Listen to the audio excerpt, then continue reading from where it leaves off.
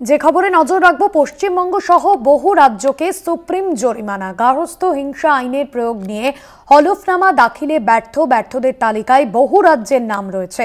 ৫,০০০ টাকা করে প্রতীকী জরিমানার নির্দেশ সুপ্রিম কোর্টের। পশ্চিমবঙ্গ সহ বহু রাজ্যকে সুপ্রিম জরিমানা, ৫,০০০ টাকা করে প্রতীকী জরিমানার নির্দেশ সুপ্রিম কোর্টের।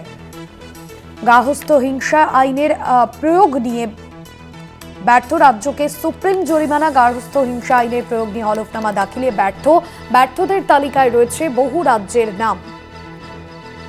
৫,০০০ টাকা করে প্রতীকী জরিমানার নির্দেশ সুপ্রিম কোর্টের। আরো বিস্তারিত জানবো, রয়েছেন প্রতিনিধি পল্লব চট্টোপাধ্যায়। পল্লবদা, এই বিষয়ে কি জানা যাচ্ছে?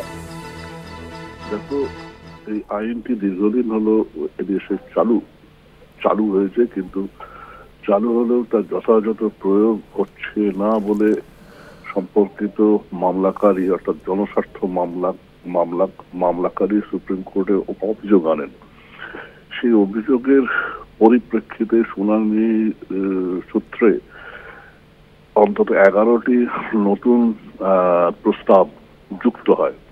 অর্থাৎ এই আইন যাতে যথাযথভাবে কার্যকর হয়, গার্হস্থ্য হিংসা আইনে ক্ষতিগ্রস্ত মেয়েদের সুরক্ষার জন্য নানান ধরনের ব্যবস্থা নেওয়ার জন্য সেই প্রস্তাবগুলিতে বলা হয়।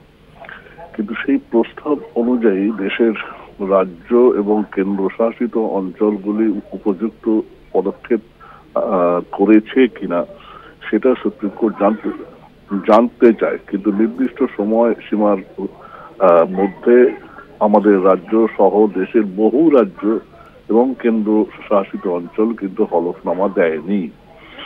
সেই কারণেই সুপ্রিম কোর্ট ৫,০০০ টাকা করে, যেটা মূলত বলা যায় টোকেন বা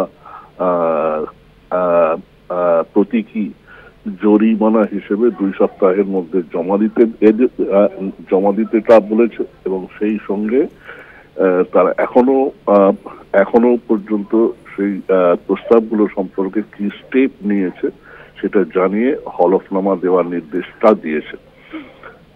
এটাই হচ্ছে রায়ের মূল বিষয় আর কি। ধন্যবাদ জানাবো পল্লবদা আপনাকে।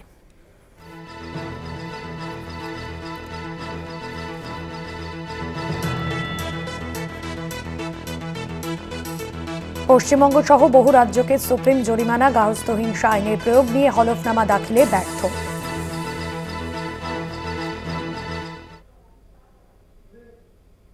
অন্যান্য খবর নিয়ে ফিরছি বিরতির পর, সঙ্গে থাকুন।